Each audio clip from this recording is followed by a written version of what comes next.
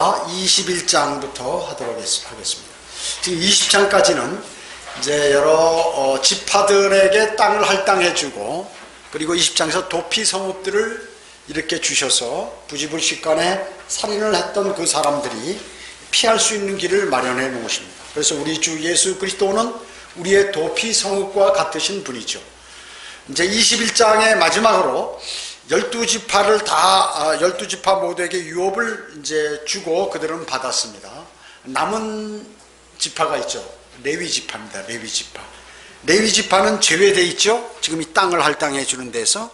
왜냐하면 이스라엘 나머지 지파들의 첫 태생 대신에 하나님께 드려져서 다른 지파들로부터 레위인은 완전히 성별된 그러한 사람입니다. 너희는 땅이나 이런 거 갖지 말고 주님께서 그 유업이니까 내가 다 알아서 책임질 테니까 그런 거 갖지 말라 이렇게 말씀하신 거죠. 그래서 레위인들은 이제 어떻게 하냐면 그들도 살 지역이 있어야 될 거 아니에요. 다른 12지파들로부터 48개 성읍을 할당받습니다. 그런데 이 할당받은 48개 성읍은 누구 거냐면 12지파 거예요. 레위지파께 아니라. 그러니까 그 등기는, 지금으로 얘기하면 등기는 그 12지파가 갖고 있고, 그냥 그곳에 가서 이 사람들이 거기서 사는 것이에요.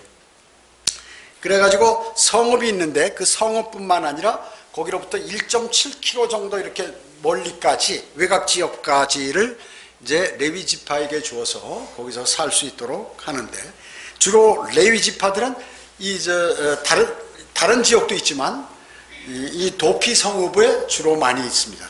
도피 성읍에. 그 6개의 도피 성읍은 반드시 그 레위인들이 거기 가 있게 되는 것입니다. 레위인들에게 준 그 성읍들과 관련된 그 촌락들은 그 성읍들이 원래 속해 있던 그 지파들의 소유로 남아있다 그 얘기죠. 그래서 레위인들은 소유가 없죠. 소유가 없습니다. 자, 그러면 레위 지파는 세 족속으로 되어 있어요. 세 족속으로. 뭐냐면 코앗과 게르손과 무라리, 이 세 족속이에요. 코앗과 게르손과 무라리, 이 세 지파인데 여기서 이제 그 지파대로 나눠주는 것입니다. 자, 1절부터 보겠습니다.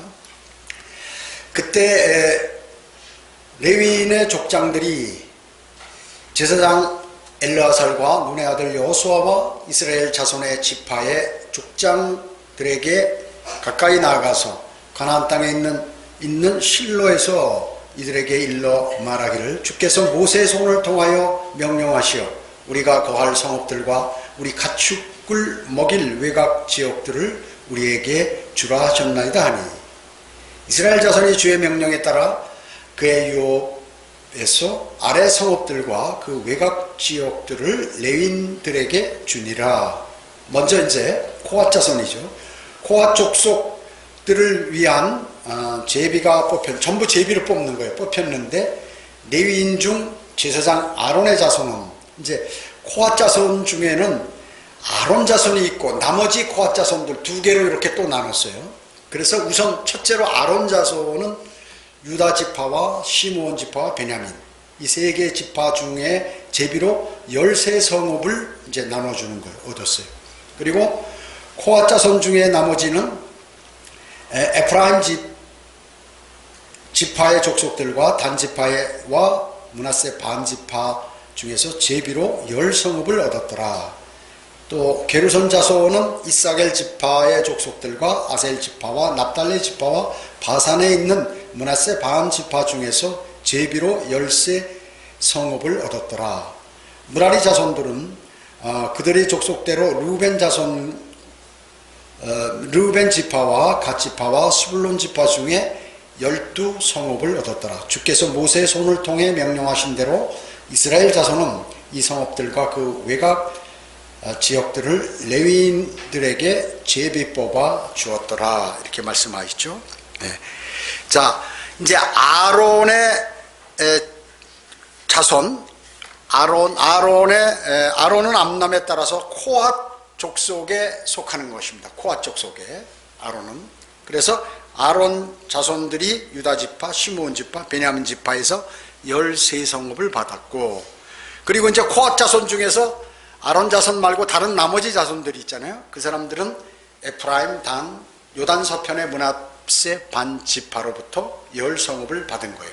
그리고 게르손 자손은 족속은 이사갈, 아셀, 납달리, 그리고 요단 동편의 므낫세 반 지파에서 13개의 성읍을 받고, 므라리 족속은 루벤, 갓, 스불론 지파에서 12성읍을 받았죠. 그래서 코앗 자손, 즉 아론 자손이 13성읍, 그 다음에 코앗 나머지 자손이 10성읍, 게르손 자손이 13, 그 다음에 므라리가 12 해서 다 더하니까 48성읍을 이제 레위 지파에게 나누어 줬다는 것이죠. 그 말씀이에요. 여기가 21장 이제 8절까지가. 9절 보겠습니다. 그들은 유다 자손의 지파와 시므온 자손 지파 중에서 여기에 거명한 이 성읍들을 주었는데, 이제 또 자세하게 지금 여기서부터는 어떻게 했냐면 이렇게 크게 나눠주고, 그러면 아론 자손들은 어느 지역이냐, 그 지역을 하나하나 다 명시하는 거예요. 이제 그걸 보시면 돼요. 9절에 10절에 보면 레위 자손 중 코앗 족속들에 속한 아론 자손들이 얻었으니 이는 첫째 제비가 그들의 것이었습니다. 제비를 뽑았는데 아론 자손이 딱 뽑혔다고 얘기죠. 그래서 그들이 유다의 산지에 있는 성읍인 헤브론을 차지하고 곧 아낙의 아비 아르바의 성읍을 그 주위에 있는 외곽 지역과 함께 그들에게 주었으나 그 성읍의 들과 촌락들은 여푼네 아들 칼렙에게 그의 소유로 주었더라.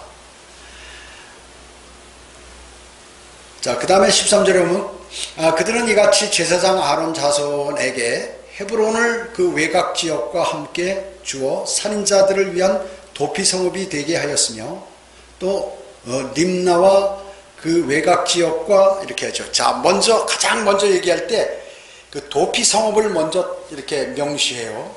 그리고 이제 다른 지역을 이렇게 명시하는 거예요. 15절에 홀론과 그 외곽 지역과 드빌과 그 외곽 지역과, 그러니까 그 지역을 주고 1.7km 더 외곽을 더 주는 거예요. 17절에 또 베냐민 지파 중에서는 기브온과 그 외곽 지역과 게바와 그 외곽 지역과 아나돗과 그 외곽 지역과 알몬과 그 외곽 지역이니 4성읍이더라. 제사장들인 아론 자손의 모든 성읍은 13성읍과 그 외곽 지역들이더라. 이렇게 얘기했습니다. 예. 이제 아론 자손에게 이제 칼렙이 요으로 받았던 헤브론, 이건 도피 성읍이죠. 예, 그것을 레위인들에게 레위의 성읍이 되었다는 것이죠. 그 다음에 여기 16절에 보면 벳세메스예요. 벳세메스. 이건 사무엘상 6장에서 필리스타인들이 언약궤를 돌려보낸 성읍이에요. 벳세메스에다 갖다 놨죠. 예. 왜냐하면 필리스타인에서 가장 가까운 레위인들의 성읍이기 때문에 필리스타인들이 그 언약궤를 뺏어갔을 때 뭐 다곤 신상에 목이 부러지고 질병이 돌고 그러니까 겁나서 무서워서 이걸 다시 필리스타인에서 제일 가까운 레위인들의 성읍인 벳세메스에다가 이렇게 갖다 놨어요. 그래서 솔로몬이 성전을 건축하기 전까지 이 모든 성막과 놋제단은 이 벳세메스에 있었다 하는 것이죠. 여기 18절에 보면 아나돗이 나옵니다. 아나돗. 이건 대제사장 아비아달의 고향이고 예레미야의 고향입니다. 예레미야의 고향. 그래서 아론 자손의 성읍은 시몬, 그러니까 유다 지파에서 9개 성읍, 베냐베 지파에서 4개 성읍 해서 13개 성읍을 주었는데 왜 시므온은 빠졌냐? 앞에는 열고 해놓고 시므온은 유다와 함께 있기 때문에 유다 지파에서 유다 지파에 거기다 포함된 거죠. 그래서 아론 자손은 13성읍이다. 이렇게 얘기한 것입니다. 그 다음에 20절 보겠습니다. 이제 아론 자손이 끝났으니까 코앗 자손 중에서 나머지 어느 지역을 주었느냐 하는 것이죠. 코앗 자손 중에서 남은 레위인 코앗 자손의 족속들은 에프라임 지파 중에서 그들의 땅의 성읍을 얻었으니 그들이 코앗 자손에게 세켐과 에프라임 산지에 있는 그 외곽 지역을 주어 살인자를 위한 도피 성읍이 되게 하더라. 도피 성읍부터 항상 먼저 나오죠. 또 게셀과 그 외곽 지역과 킵사임과 그 외곽 지역과 베도론과 그 외곽 지역이니 네 성읍이라. 또 단지파 중에서 엘테케와 그 외곽 지역과 깁부돈과 그 외곽 지역과 아얄론과 그 외곽 지역과 갓림몬과 그 외곽 지역이니 네 성읍이라. 그러면 므낫세 지파 중에서는 어떤 거냐 하면 타낙과 그 외곽 지역과 간림몬과 그 외곽 지역이니 두 성읍이라. 므낫세 두 성읍을 코앗 자손의 나무 지파에게 주고 남은 코앗 자손의 족속을 위한 모든 성읍이 10성읍과 그 외곽 지역이더라. 이렇게 말씀하셨죠. 자, 코앗 족속의 나머지 코앗 족속의 그 성읍들은 에프라임 지파에서 4개, 그 다음에 단에서 4개, 므낫세 반지파에서 2개 해서 10개 성읍을 이제 그 코앗 레위 자손에게 주었다 그러죠. 여기 21절 보면 세켐 나오죠. 세켐도 도피 성읍이죠. 세켐. 그 다음에 21절에 게셀, 끝에 쪽에 보면 게셀이 나와 있죠. 이건 레위인들이 에프라임 사람과 카나인들과 함께 공유했던 그러한 성읍입니다. 그 다음에 22절에 킵사임 나옵니다. 킵사임. 이건 역대상 6장 68절에 용무함과 같은 거예요. 킵사임, 용무함. 이렇게 시대마다 다른 이름으로 불려집니다. 여기 27절에 그 맨 밑에 보면 부에스테라라는 데가 있어요. 부에스테라. 요거는 역대기상에서는 아스타롯이라고 이렇게 얘기해요. 그러니까 명칭이 세월이 지남에 따라 이렇게 변경이 되죠. 변경이 되는 것입니다. 미국의 뉴욕도 옛날에는 뉴 암스테르담이었죠. 근데 이거 처음 이름이 원래 뉴 암스테르담인데 나중에 뉴욕으로 바꿨어요. 이거 비잔티움 있죠? 비잔티움.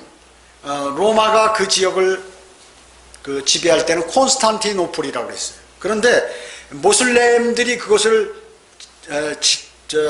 장악했을 때는 이스탄불이라고 했단 말이죠. 그래서 비잔티움, 콘스탄티노플, 이스탄불 다 같은 지역을 이름만 이렇게 시대마다 다르게 부르는 것을 알 수 있습니다. 그 다음에 세인트 피터스버그라고 있는데 이거는 이제 러시아적의 공산당이 차지하고 나서는 레닌의 이름을 붙여서 레닌그라드라고 바꿨죠. 베트남도 과거에 베트남의 수도가 사이공이었잖아요. 근데 월맹이 통일을 해가지고 공산주의가 통일해서 뭐라고 해요? 호치민 시티로 이렇게 바꾼 거와 마찬가지로 성경에도 그때그때 이름이 이렇게 많이 바뀐다 하는 것입니다. 27절 보겠습니다. 27절.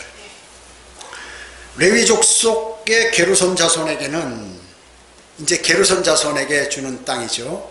그들이 므낫세 다른 반지파 중에 바산에 있는 골란을 그 외곽 지역과 함께 주어 살인자를 위한 도피 성읍이 되게 하였으며 또 부에스테라와 그 외곽 지역을 주었으니 두 성읍이라. 여기 도피 성읍이 또 먼저 나오죠. 그 다음에 이사갈 지파 중에서 키손과 그 외곽 지역과 다바레와 그 외관 지역과 야르못과 그 외곽 지역과 엔간님과 그 외곽 지역이니 네 성읍이라. 이사갈에서 네 성읍.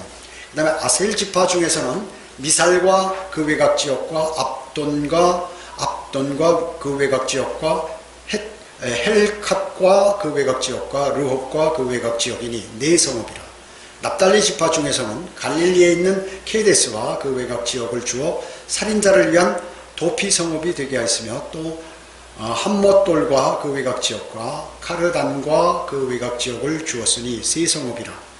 게르손인이 그들 족속대로 얻은 모든 성읍들은 13성읍과 그 외곽 지역이었더라. 이렇게 말씀하고 있습니다.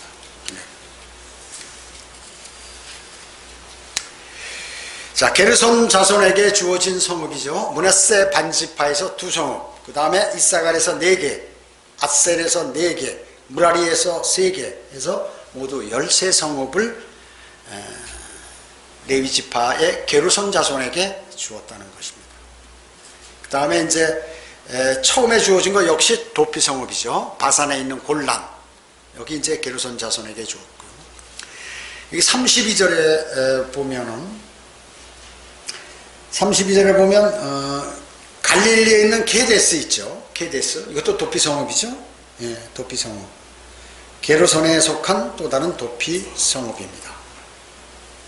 복잡하죠. 근데 자세히 읽어보면 너무 쉬워 또. 자, 34절 보겠습니다. 이제 나머지 족속이 뭐예요? 무라리 족속들에게 어느 지역을 줄 것인가 하는 것이죠. 그 지명을 다 여기서 일일이 열거하는 것입니다. 레위인 중 남은 무라리 자손의 족속에게는 스불론 지파 중에서 용르암과 그 외곽 지역과 카르타와 그 외곽 지역과 딥나와 그 외곽 지역과 나할랄과 그 외곽 지역이니 4성읍이라. 예, 스불론 지역에서 4성읍을 이제 무라리 자손에게 줬다 그랬죠. 루반 지파 중에서는 베셀과 그 외곽 지역과 야사와 그 외곽 지역과 크데목과 그 외곽 지역과 메파과 그 외곽 지역이니 4성읍이더라. 갓지파 중에서는 길앗에 있는 라못과 그 외곽 지역을 살인자를 위한 도피성읍이 되게 하였고, 또 마하나임과 그 외곽 지역과 헤스몬과 그 외곽 지역과 야셀과 그 외곽 지역이니 모두 4성읍이라. 레위 족속에 남은 자인 무라리 자손이 그 족속대로 얻은 모든 성읍이 이러하니 제비로 얻은 12성읍이니라. 이것도 다 제비로 뽑아서 12성읍을 이제 무라리 자손에게 주시는 것입니다.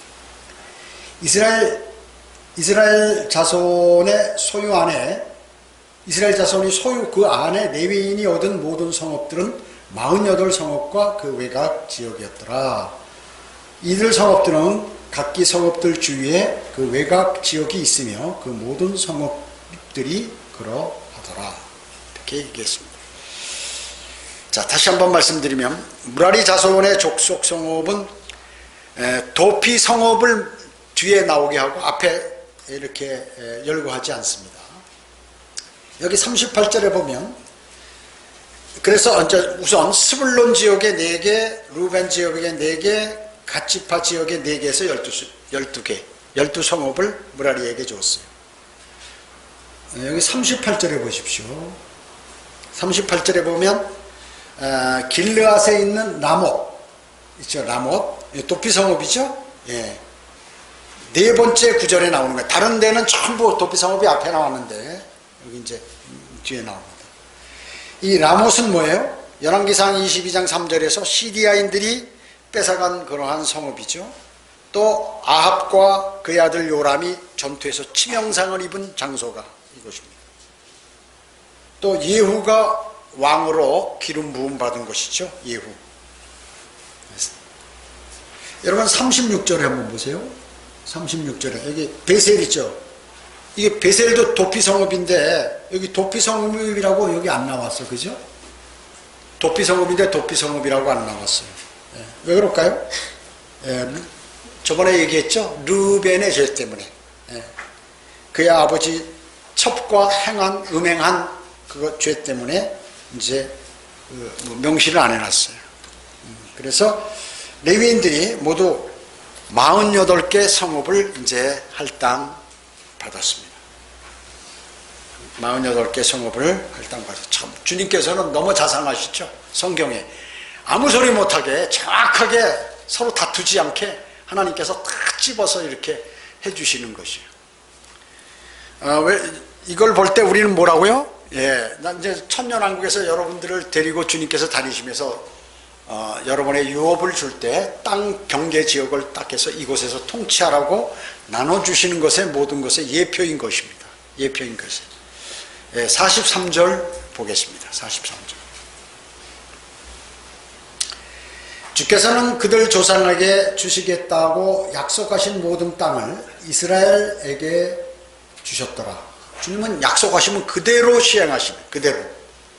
그들이 그 땅을 차지하고 거기에 거하였더라. 주께서는 그들 조상에게 약속하신 모든 것대로 그들 주위에 안식을 주셨으니 그들의 모든 원수 중에 한 사람도 그들 앞에 서지 못하였으며 또 주께서 그들의 모든 원수를 그들의 손에 넘겨주셨더라. 주께서 이스라엘 집에 말씀하신 선한 일이 하나도 빠지지 않고 모두 이루어지니라. 자, 이 말씀을 통해서 우리는 뭘 알 수 있습니까?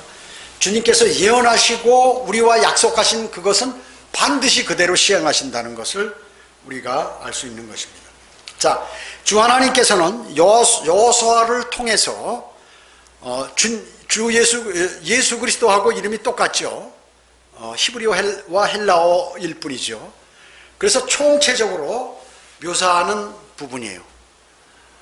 이제 신약의 여호수아이신 주 예수 그리스도께서 여러분을 천년왕국으로 데려가셔서 이렇게 땅을 할당해 주신다는 것입니다. 이 모든 여호수아의 완전한 성취는 두 번째 여호수아께서 다시 오실 때 또 완벽하게 그대로 성취되는 것입니다. 히브리서 4장 7, 8절은 또다시 오랜 세월 후에 어떤 날을 정하시어 다윗 안에서 오늘이라 말씀하셨으니 오늘 너희가 그의 음성을 듣거든 너희 마음을 완악하게 하지 말라 함과 같으니라. 만일 예수가 그들에게 안식을 주었더라면 하나님께서 그 후에 다른 날을 말씀하지 아니하셨으리라. 이렇게 말씀하고 있는 것입니다.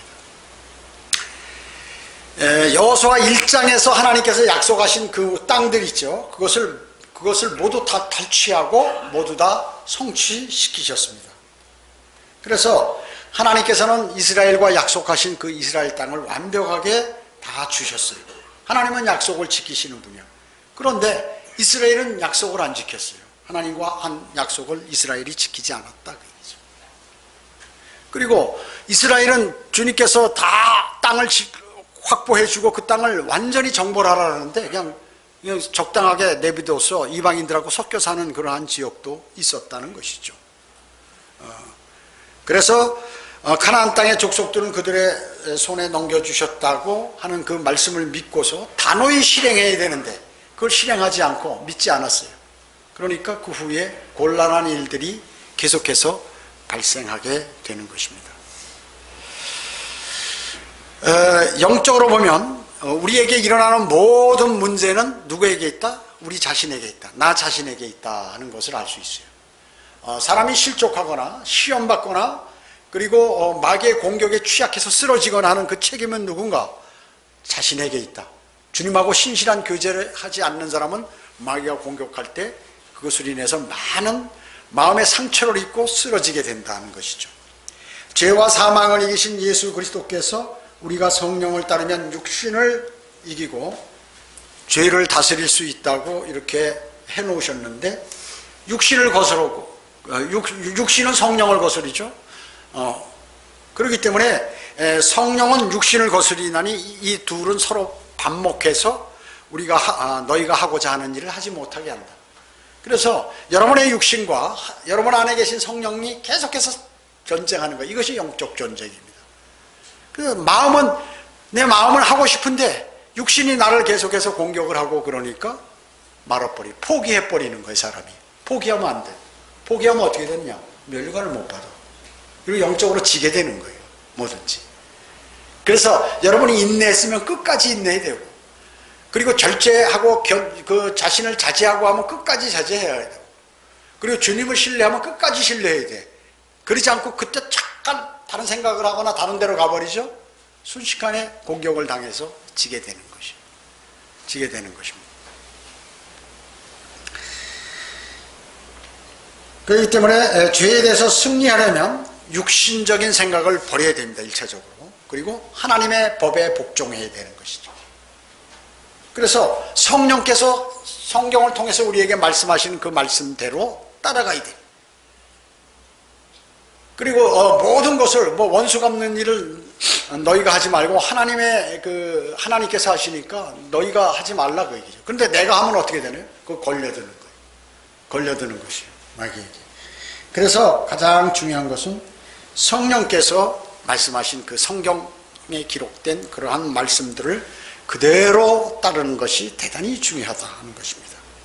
성경에서 그 하신 말씀들을 믿고 실행해. 믿기만 하면 안 되죠. 그렇게 실행해야 하는 것입니다. 그 후에 승리를 얻게 되는 것이요. 승리를 얻게 되는 것이요. 여러분 어떻습니까? 지역교회가 강성해지고 복음을 막 전하잖아요. 마귀가 어떻게 해서든지 그걸 쓰러뜨리려고 하는 거예요. 음성에 있을 때 한 4년 내지 5년 사이에 창립 4주년, 5주년 사이에 딱 일어났어요. 그런데 우리는 뭐 그 큰 거는 아니지만 그래도 대단히 큰 거예요.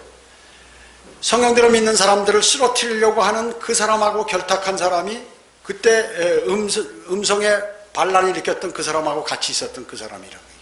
하나님께서는 유심히 보고 계시는 것이에요. 그렇기 때문에 무장하지 않으면 그대로 당하는 것이에요. 저는 뭐 처음부터 그 사건 접수할 때부터 바로 알아버렸어요. 그러나 대적하지 않고 가만히 있어요. 왜냐? 근거가 있어야 되고 하기 때문에 하나님께서 다 드러내서 하시기 때문에 그것을 기다리는 거예요. 그런데 헛소문이 나가지고 말이죠.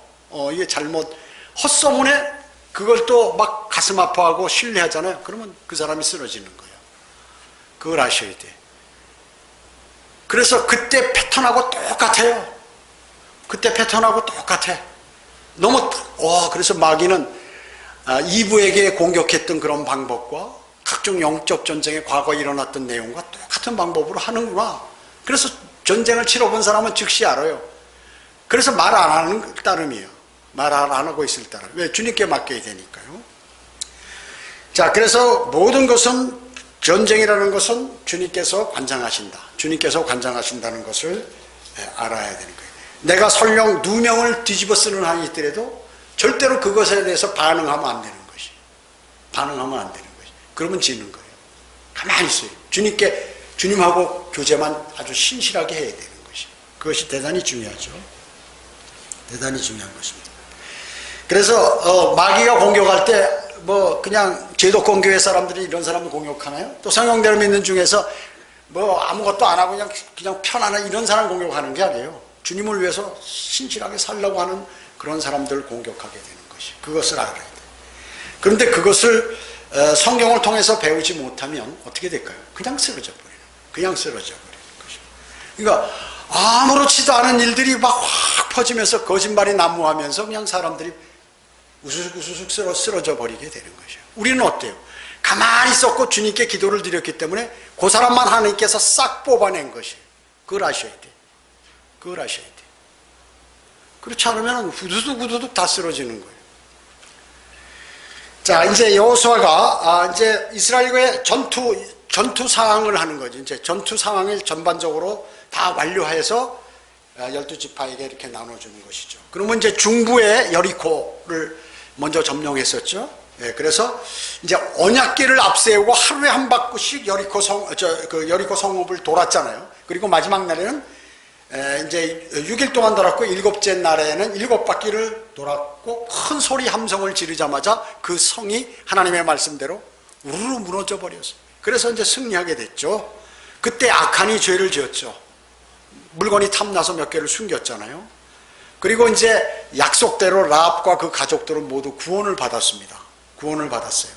성읍과 그 물건들을 모두 불태우고 금, 은, 그리고 놋기명, 철기명 이런 것들만 주의 보고로 다 들어오게 됐죠.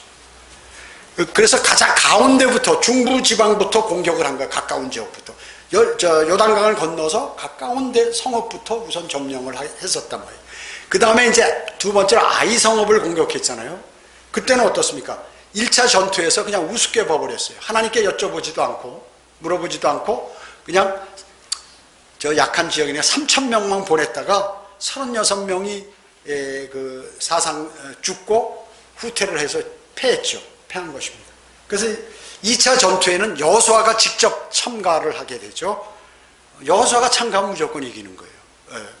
예수이기 때문에. 그래서 이름이 동일하기 때문에 무조건 이기게 돼 있는 거예요. 그래서 여호수아의 이름을 딴 그 장군을 임명해서 가나안 지역을 다 점령할 수 있도록 하나님께서 하신 것이에요. 그래가지고 3만 명, 힘센 용사 3만 명을 이끌고 매복하고 또 유인작전하고 하나님께서 지시한 대로 그대로 유인작전함으로써 이제 그 아칸을 다 처리한 다음에 아칸을 다 죽여버리고 그 물건이고 뭐고 아주 그 가족들이고 뭐고 다 이렇게 했죠. 처리하고 나서 전쟁에 임했어요. 그래가지고 아이성 거민들을 12,000명이나 죽이고 그 성을 점령하게 되었던 것이. 그리고 가축과 탈취물들은 전리품으로 이렇게 갖고 오게 된 것입니다. 이제 중부 지방을 점령하고 남부로 이동했어요. 남부로 이동해서 기브온과 베도론, 아세카, 마케다 여기에서 공격을 하는데 밤에 이동을 하죠. 행군을 합니다. 행군을 해서 아모리 지역으로 싹 접근해가지고 기습 공격을 해서 그것을 차지하게 그렇게 되는 것이에요. 밤에 이동할 때는 뭘까요? 이 불빛 소리를 내면 안 돼. 소리가 아주 멀리까지 가기 조용하기 때문에. 그 다음에 불빛을 보이면 적이 공격하는 것을 알기 때문에 이런 것들을 전부 하고 적에게 최대한 접근해서 기습을 가하면 아무리 힘이 강해도 꼼짝 못하고 당하게 된다. 그래서 기본에서 큰 살육으로 승리를 거두었고 베드론에서 아세카로 도주하던 아모리인들이 어때요? 우박덩이 맞아 하늘에서 주님께서 우박을 내려가지고 볼링공만한 우박덩으로 머리 한 방씩 맞으면 다 죽는 거예요. 그렇게 해서 하나님께서 적들을 쳐부셔 주셨다. 그리고 태양을 멈추게 하고 달을 멈추게 해서 여호수아가 잔당들을 완전히 소탕할 때까지 하나님께서 여호수아의 기도에 경청하셔서 그렇게 해주셨다. 이게 전무후무한 일이. 그리고 마카에 굴로 도망가가지고 이 연합 아모리 5 왕들이 거기 숨어 있는데 다 잡아 끌어내가지고 목을 베서 나무에 매달아서 아주 사람들에게 그 주변에 소문나도록 그렇게 해버린 것이죠. 그 다음에 남부지역에 림나, 라키스, 에글론, 헤브론, 드빌 이런 거 계속적으로 점령해서 그 성읍에 있는 사람들을 전부 다 쳐서 한 사람도 남기지 않고 다 죽여서 그 성들을 완전히 섬멸해서 점령하게 되었습니다. 그래서 중부를 먼저 하고 그 다음에 남부, 그 다음에 다시 북쪽으로 진군해서 메론 물가에 큰 전투를 하게 되죠. 여기서 하솔왕 야빈을 중심으로 한 북부 연합군들과 전쟁을 하는 거예요. 그래서 말의 힘줄을 다 끊어버리고 병거들을 불살라버리죠. 그래가지고 하솔왕을 죽이고 하솔 성읍을 다 불살라버리고 나머지 성읍은 불살르지 않고 탈취물과 가축들, 전리품만 이렇게 뺏어 왔죠. 그러나 사람들은 전부 죽였어요. 자, 이와 같이 여호수아가 모든 것들을 이렇게 이제 점령을 해서 나눠줬어요. 자, 하나님께서는 참 기가 막히죠. 여호수아를 통해서 그 땅을 다 점령해가지고 그리고 하나님의 방법에 의해서 그 땅을 전부 할당을 하고 그리고 지역을 다니면서 하나하나 또 지역마다 나누어서 제비를 뽑아서 그 지역을 경계를 정하고 이렇게 하신 것이에요. 아까도 말씀드렸지만 천년왕국에서 이와 같이 똑같이 한다. 주님께서 우리에게 신약의 여호수아이신 주 예수 그리스도께서 여러분 이제 우리가 조금 있으면 들림 받죠. 사람들은 휴거된다고 성경에 기록되어 있네요. 들림 받는다고. 그걸 믿지 않는 것이에요. 영적으로 아는 것이에요. 그래서 그것을 하면 이단이라고 얘기하도록 휴거를 주장하는 세계의 각종 이단들을 만들어서 그걸 믿지 않도록 만드는 것이에요. 기가 막히죠. 기가 막힙니다. 그리고 올라가서 일반 교회들은 그래서 그리스도의 심판석에서 대해서 몰라요. 우리만이 아는 거예요. 그리스도의 심판석은. 그 성경이 틀리기 때문에 그런 것이에요. 그리고 거기에서 받는 면류관도 성경에 다 기재되어 있죠.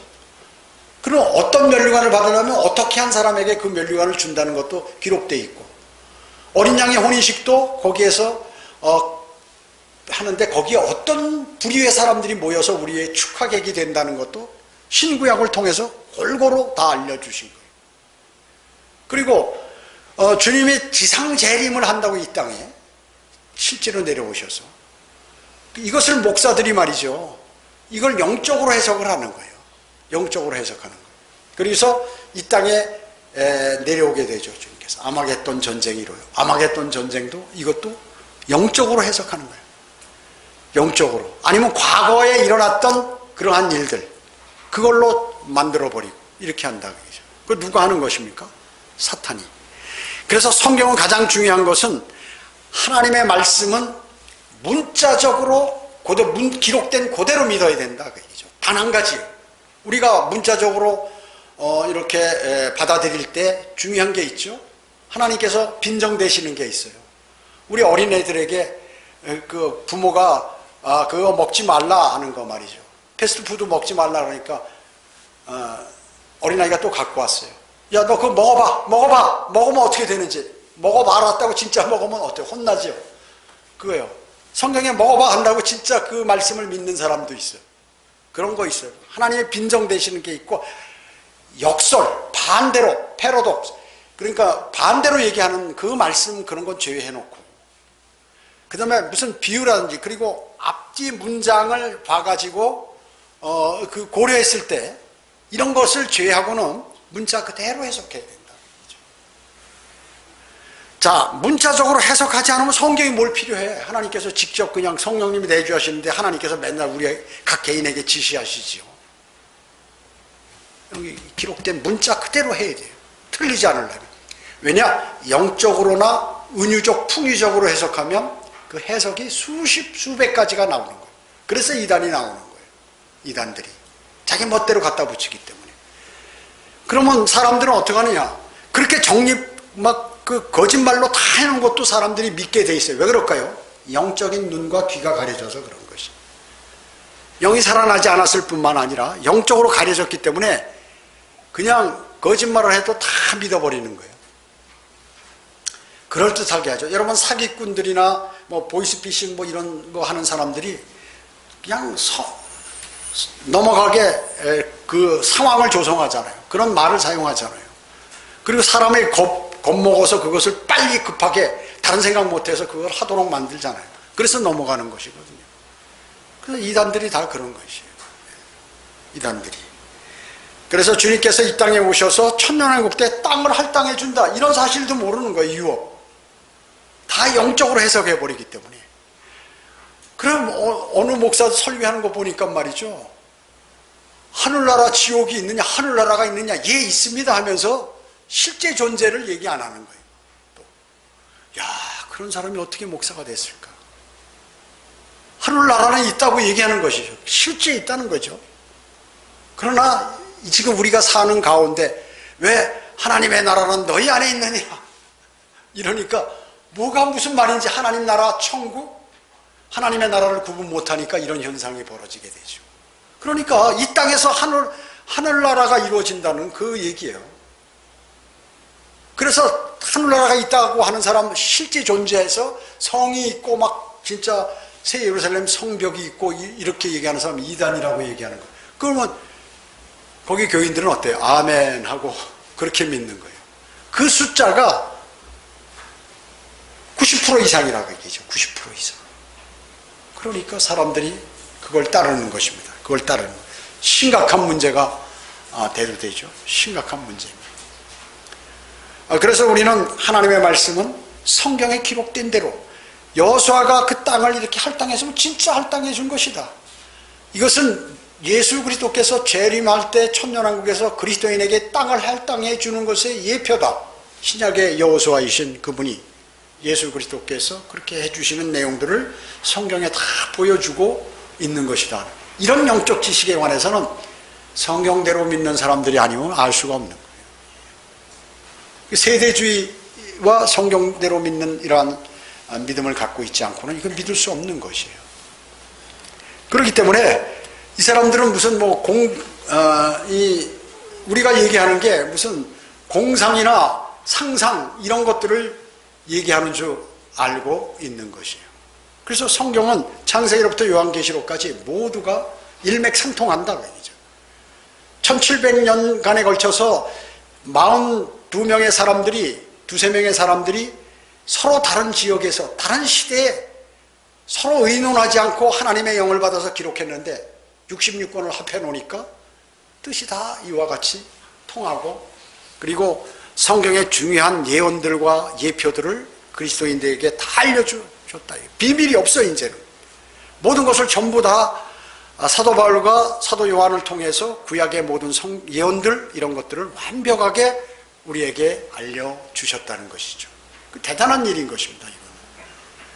그런데 이걸 우습게 알잖아요. 하나님 말씀을 우습게 하는 사람이에요. 우습게 하는 목사들, 또 재직들, 그러한 교인들이 있잖아요. 하나님이 그 사람을 우습게 여기시는 거예요. 그렇기 때문에 거기에 대한 대가를 반드시 받는다. 하나님의 말씀은 위대하다. 그러기 때문에 성경이 틀리면 안 되고, 성경은 문자적으로 해석하지 않으면 이거는 완전히 이단들을 양성하게 되고, 모두가 그리스도인을 세상 사람들 또 교인들을 불과 유황이 타는 지옥으로 던지는 결과를 초래하게 된다 하는 것입니다. 기도드리겠습니다. 주님 감사합니다. 저희는 오늘 하나님의 말씀을 통하여 위대한 지식들을 마음에 새겼습니다.